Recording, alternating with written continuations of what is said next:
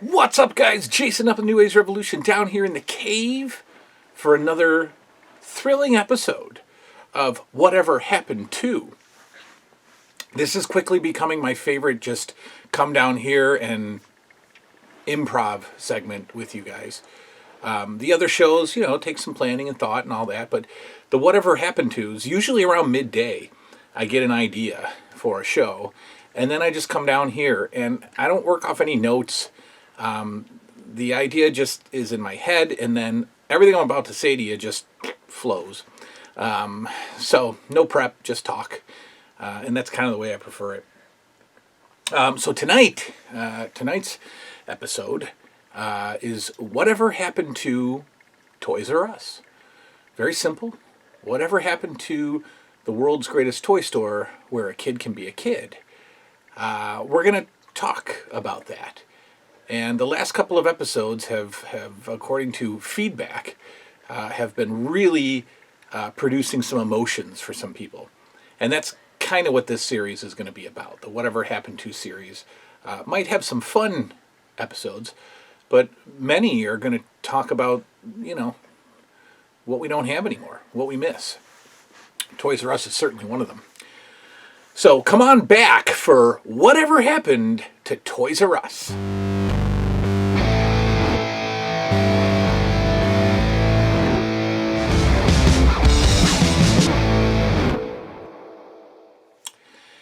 Yes. Oh, by the way, that little filler piece there, that is, of course, courtesy of the most talented YouTube personality I know, Smash Ventura. He is extremely responsible for all of my intros and outros and doodads and gadgets and what have yous. Smash Ventura, ladies and gentlemen. Toys R Us.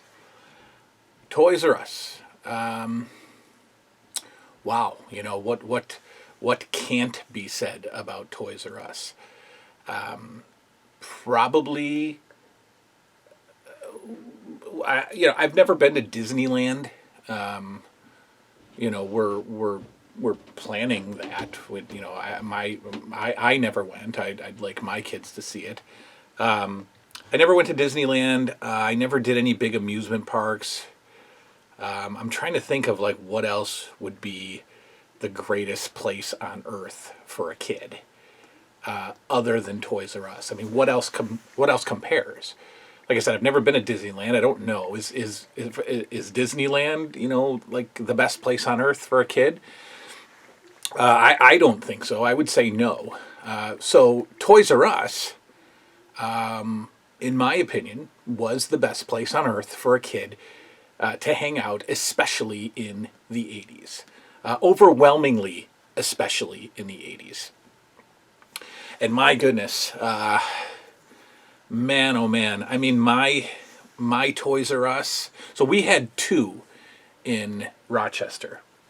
We had one in Greece. It's called, Greece, a little town in Rochester, and then the other town is called Henrietta. And so we had two Toys R Us stores in this area in the 80s. And when the company went down in the U.S., those two stores still stood.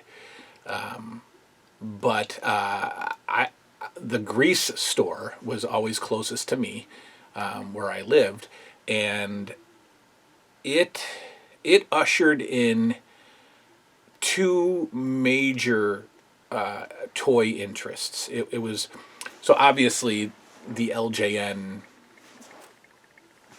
world initially began at Kmart, but then expanded into Toys R Us for the rest of the LJN run. And it also ushered in the video game era for me, because the way Toys R Us would do it back in the day is that they would actually have two entire aisles dedicated to Nintendo and Sega games. And they would be, man, the way they did it, I'd have to see if I could find some old pictures, but they would basically have the box right? In this plastic flap with the price underneath it. And you would, inside those plastic flaps was like little tickets that you would take up to the window, and then the employee would either find it on the shelf inside this little glass hut, or would go, backstage and grab the Nintendo game for you.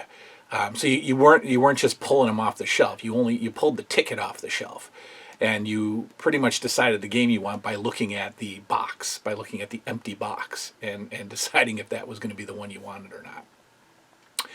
And that was awesome. That was great. I mean, God, Toys R Us. In comparison to today's toy aisles, because that's really all we're left with are toy aisles. We clearly have no more toy stores. Okay, we have toy aisles, and they're pathetic. Now think about this: you go to Walmart's toy aisle, which is deplorable, by the way, and you see what's there. And what is it, like 5, 6 aisles? Could you imagine fitting all of Walmart's toys into Toys R Us? It'd be like in a little corner of the store. And take a look at some of these pictures. Look at the stock. Look at the stock that Toys R Us would have. Remember, Toys R Us would dedicate either an entire aisle or at least half an aisle to a particular toy line. Okay? So, He-Man, Masters of the Universe, if we go to Walmart today, the new He-Man figures are taking up like 3 or 4 pegs, right? In Walmart, or in Toys R Us, they were stacked. They were stacked, floor to ceiling, with figures, vehicles, play sets. So you would think, like, I'm guessing that at any given time in a toy's popularity, let's take G.I. Joe, any given time walking into a Toys R Us and going down the G.I. Joe aisle, you're looking at probably 200 figures. You're looking at probably 200 figures, play sets, vehicles, all overstocked to the gills. Right? Go check out a Walmart action figure aisle today. It looks like the day after Christmas. And don't blame COVID, okay? Because other stores are stocking. Walmart is horrible when it comes to toys, and their action figure aisle is just sad, pathetic. So when we would walk in there, you would become completely overwhelmed visually with stuff. Whether it was I remember this massive wall of board games, and I'm talking probably the length of the store. They would have the wall of board games, and then you would just start getting into the aisles, which were separated by brand and separated by action figure. G.I. Joe had a section. He-Man had a section. Transformers was huge. Obviously, WWF LJN figures. Because the bulky packaging, remember the packaging for LJNs was massive, right? So you needed at least half of an entire aisle to display all of the LJN figures and the 30 or 40 gigantic LJN ring boxes that they would stock on that floor. It was beautiful. Why does Walmart not have to stock that much? Because kids aren't playing with toys, right? Toys R Us had to stock 200 G.I. Joe figures because those figures were flying out the door. Walmart can put out 10 figures of something and they'll be there 2 weeks later because nobody cares. They're not flying out the door.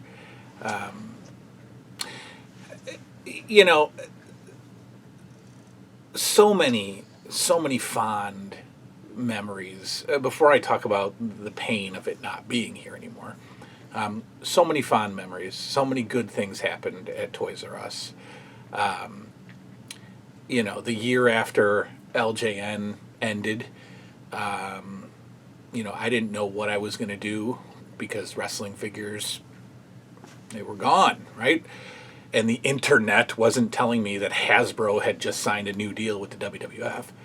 And so I'm desperately trying to find a new toy line to care about in 1990. And, walking into Toys R Us, and then I'm getting hit with the Hasbros. And I'm like, whoa, where did this come from? They're plastic and they're half the size of my favorite toys ever, but they're wrestling, so here we go again, right? And that started at Toys R Us. Just awesome stuff. I've told you many times how I stumbled across, not even knowing it existed, I stumbled across the LJN steel cage at Toys R Us for all of $6.99, and jumping up and down in the aisles like a lunatic, and convincing my grandmother very easily. By the way, didn't have to convince her. I didn't have to work hard to convince her. Convincing her to buy that for me. In addition to, I think, Terry Funk and SD Jones that day. The video game memories, the Jeffrey coloring contests that I entered, probably at an age that I should have been beyond entering coloring contests, but entering the Jeffrey Toys R Us coloring contest. Even all the memories up until, as an adult, taking Liam there, taking him there for the first time, and just watching him become, totally zoned in to the visual stimulation of that store, to a kid's brain was overwhelming. To an adult brain, it was overwhelming. Because I would also shop at Toys R Us for Classic Superstars, the Jakks Classic Superstars figures. They started selling, Funko Pops when I was collecting Pops. They had an adult toy section where you could get your NECA figures and all your, all your adult style collectibles. And it was great. It was amazing. And we would always get, for the stuff that, Santa didn't get, we would go to Toys R Us and get all caught up in that whole, Christmas feeling inside, a gigantic toy store. And to me, they never faded. I never went to a Toys R Us and said, Toys R Us sucks now. I never did that. Even though I wasn't into the stuff, they still had massive amounts of stuff. They would still stock the aisles pretty good. Even towards the end, they would still, you could still find what you needed there. I remember calling Toys R Us as a kid, as an annoying 11 or 12-year-old kid, calling them up and having the associates run all over the store to try to find specific LJN figures that I wanted. Whether they actually went and looked or not, I don't know. But I would call them and I would ask them, hey, do you have, Ricky Steamboat in? Like, I don't know, kid. Maybe, probably. Just get off the phone. And then we started getting word that they were going to close. And that hit like a death. It made me hate modern culture even more, because, I blame consumers, I blame price gouging, I blame discount stores like Walmart, I blame Amazon, and I blame our attitudes. I blame our, the fact that kids didn't care about toys. I work with kids. Some of my patients are kids, and I can't tell you how soon they begin telling me that they don't play with toys. And I'll purposely kind of ask them and mess with them like around after Christmas. Hey, did Santa bring any toys for Christmas? I'm asking a 10-year-old, what toys do you collect? And they're like, I don't really play with toys. 10. And that's pathetic. It's pathetic. And I think it's because we've lost kid stuff. We talked about whatever happened to Saturday morning cartoons. Well, if you put kids in front of the television on Saturday mornings and you throw a bunch of cartoons at them, and during those cartoons you air commercials for those toys affiliated with those cartoons, those kids are going to want to go to Toys R Us and get those toys. But we don't have that. We don't have it anymore. You know, it's gone. And it works. That theory works, okay? Because when Liam was a kid, or a younger kid, we would watch Disney stuff. He would watch Paw Patrol, and he would watch the Octonauts. And guess what he wanted for toys? He wanted the Octonaut toys. He wanted the Paw Patrol toys, right? It works. It works. That concept works. But for some reason, it doesn't work for us Americans and our growth and our maturity and our technological advancements. Canceled toys. And so the biggest toy store in the world, an icon, a childhood icon, died in this country. Lives on in other countries. And every Christmas, I travel to Canada, except this past Christmas. I travel to Canada to do some shopping at the Toys R Us just over the border. And I get the stuff that Santa, doesn't get. Because I will still experience, Toys R Us. But it died. And again, what does that tell you? What does that tell you about where we're headed? The biggest toy store, the only toy store in this country, went under and couldn't be resurrected. The toy market was not big enough. The demand was not big enough. The picket lines were not long enough to resurrect Toys R Us. Yes, I know that they're talking about coming back, kiosks and pop-ups. I don't want a kiosk or a pop-up. I want a massive warehouse-style toy store like we had in the 80s. That's what I want.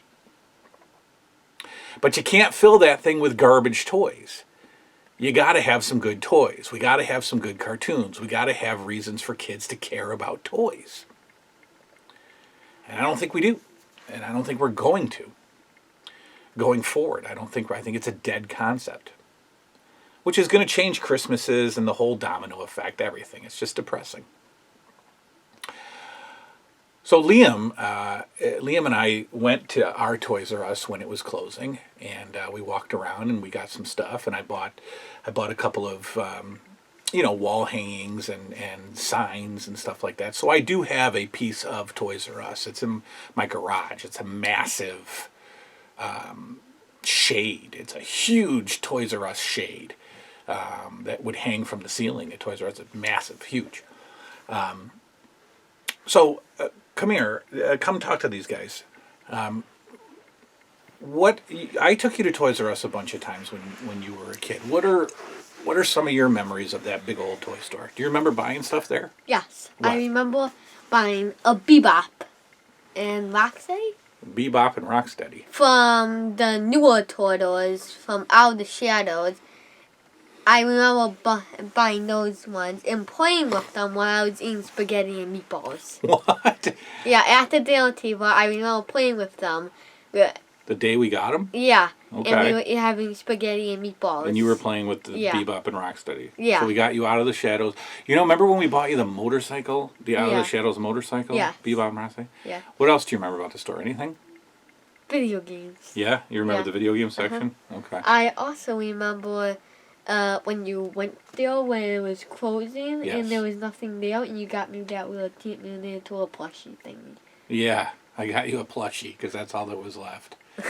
Yeah, and there's a picture that I put up earlier that I don't think you remember, but you and I took a picture. I know. In the parking lot of Toys R Us when they went under. You miss it? Yeah. Yeah, we miss it. Walmart and Target, they're not the same, right? No. All right. Well, I don't know. Well, Toys R Us lives on in our house, doesn't it? Yeah. All right. So Toys R Us, the place where a kid used to be a kid, and now gone the wayside. Just like everything else that meant something to us. But to end this on a good note, you got something big coming up in June. What's coming to our area? AEW, everybody. And we're going to tape it and put it on YouTube. I, myself, is going to AEW. Dynamite. Dynamite. To see Young Bucks, Santana Ortiz, Chris Jericho, Cody Rhodes, Kenny Omega. Kenny Omega, but not Brody Lee anymore. That's a real downer. Yeah. That's right, June something or other, June 14th. And guess what? This might complete our AEW collection because they said there might be toys there. There might be toys at the concessions. That's right. All right, see ya. So, yeah, all right. So, June, sorry that we kind of jumped off track there. June something or other is the AEW Dynamite taping here. Hopefully no restrictions are put back in place. We'll be going to that. That's it. I wanted to end the whatever happened at Toys R Us on a good note. Hit those memories of Toys R Us down below, as they say. Don't forget to show some love to Lionel Kitty City, right? Toys R Us's little brother, I guess. Maybe it's big brother. I don't know. Lionel Kitty City was just as great in comparison to Toys R Us, as far as I'm concerned. Another store that, why did it go out of business? Why did Lionel Kitty City go away? I don't know. I mean, two competing warehouse-style toy stores. I don't know if, we needed to.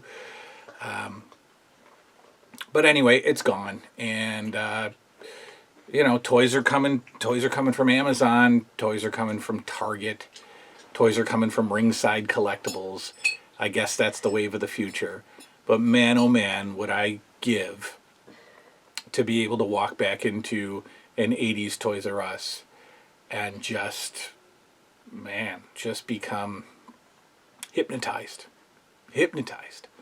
by the beauty and the times that it represented. We will see you tomorrow with something else. I don't know what else. The other shows are coming. We'll do a Wrestling with the Past by the weekend. We will do January 21st. 1984 WWF Championship Wrestling, and then the Philly Spectrum House show will be right after that. Until then, ladies and gentlemen, keep holding on to those memories, and we will see you next time. Good night now.